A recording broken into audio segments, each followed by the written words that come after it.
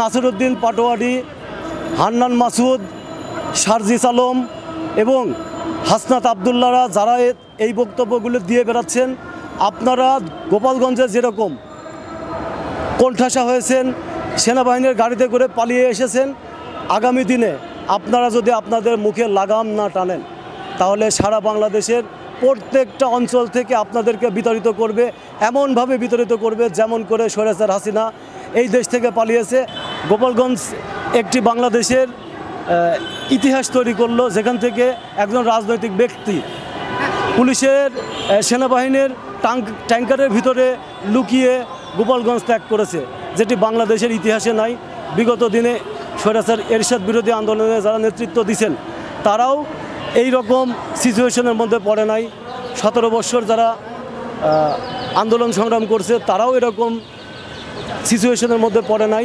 নাসিরউদ্দিন পাটোয়ারিরা প্রমাণ করে দিলেন যে তারা বাংলাদেশে রাজনীতি করতে আসেনি, তারা নিজেদের স্বার্থ রক্ষা, নিজেদের জান রক্ষা এবং নিজেদের আত্মীয় স্বজনদের তবিল বড় করার জন্য তারা এই রাজনীতির মাঠে আসছে। এই রাজনীতির মধ্য দিয়ে তারা প্রতিষ্ঠিত হতে চায় আর্থিকভাবে, এবং তারা এই আর্থিক সচ্ছলতা ফিরিয়ে আনার জন্যই এনসিপি নামে সংগঠন তারা জন্ম দিয়ে। ফ্যাসিবাদের পক্ষে যারা ছিল তারা নাসিরউদ্দিন পাটোয়ারিকে ভালোবাসবে, নাসিরউদ্দিন পাটোয়ারির মাধ্যমে তারা প্রতিষ্ঠিত হওয়ার চেষ্টা করবে।